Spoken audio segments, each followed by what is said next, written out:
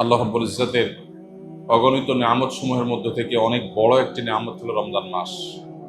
এই রমজান মাস আল্লাহ সুবহানাহু ওয়া তাআলার তরফ থেকে আমাদের জন্য কত বড় নিয়ামত, এটা যেমন প্রিয় নবী সাল্লাল্লাহু আলাইহি সাল্লাম উপলব্ধি করেছেন, ঠিক তেমনিভাবে সাহাবায়ে কেরাম এবং ইসলামের ইতিহাসের সোনালী যুগের স্বর্ণ মানবগণ সালাফে সালেহিন তারা গভীরভাবে উপলব্ধি করেছে।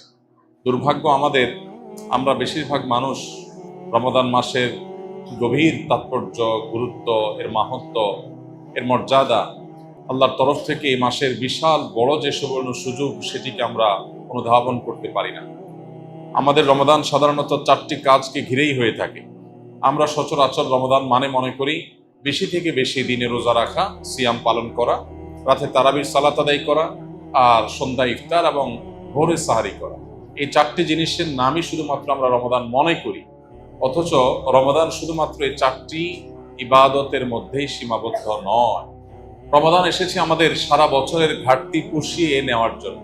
সারা বছর আমরা যে নানা কারণে শয়তানের প্ররোচনায় প্ররোচিত হয়ে, নফসের ধোকায় প্রতারিত হয়ে আমরা যে গুনাহের সাগরে হাবুডুবু খাই, সেগুলোকে মাফ করাবার দারুণ এক সুযোগ আল্লাহ তাআলা আমাদেরকে রমজান মাসে দিয়েছেন। এবং সেই সাথে সারা বছর নেকামল করার যে সুবর্ণ সুযোগ আল্লাহ দিয়েছেন, সেগুলো আমরা হাতছাড়া করার পর বছরের সবচেয়ে বড় রিকভার করার মাস হলো, সময় হলো, মৌসুম হলো রমাদান মাস। এজন্য এই মাসটি হলো ইবাদতকারী, ইমানদার, মুসলিম এবং জান্নাত প্রত্যাশী মানুষদের ইবাদতের মৌসুম, নেক আমলের সৃজন। আল্লাহ রাব্বুল আলামিন এই মাসের সর্বোচ্চ সদ্ব্যবহার করার তৌফিক আমাদের সবাইকে দান করুন। সম্মানিত ভাই সকল, এই মাসে আমাদের সবচেয়ে প্রধান এবং সবচেয়ে মূল যে কাজটি বিশেষ গুরুত্বের সাথে করা উচিত, সেটি হলো যথাযথভাবে সিয়াম পালন করা। কারণ এই মাসের প্রধান আমলটাই হলো সিয়াম বা রোজা। আর সিয়াম শব্দের অর্থ বিরত থাকা। অতএব আমাদেরকে এই মাস আল্লাহ রাব্বুল আলামিন সিয়াম পালন করার নির্দেশ দিয়ে মূলত বিরত থাকার অভ্যাস আমাদের গড়ে তুলবার সুযোগ দিয়েছে।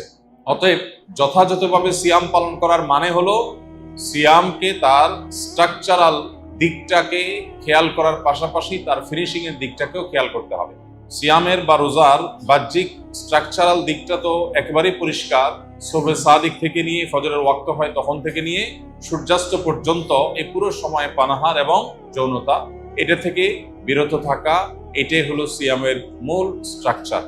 এটা ঠিক রাখার পাশাপাশি আমরা যখন সিয়ামকে অর্থবহ করার জন্য অন্য সব নিষিদ্ধ বিষয়গুলো থেকেও বিরত থাকবো, বেঁচে থাকবো, তখন ইনশাআল্লাহ সিয়াম আমাদের আরো বেশি কার্যকর, আরো বেশি যথাযথ, আরো বেশি আমাদের জন্য জান্নাত লাভের কারণ হবে, জাহান্নাম থেকে মুক্তির কারণ হবে ইনশাআল্লাহ বিইذনিল্লাহ। এই জন্য সিয়াম সাধনা করে এই পুরো মাস জুড়ে সকল প্রকার গুনাহ থেকে বেঁচে থাকা, এটা আমাদের অন্যতম একটা কর্তব্য।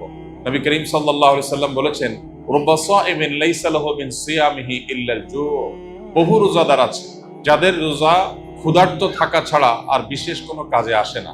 আমরা যেন সেই হতভাগা মানুষদের কাতারে শামিল না হই। আল্লাহ রাব্বুল আলামিন আমাদের সবাইকে সেই তৌফিক দান করুন।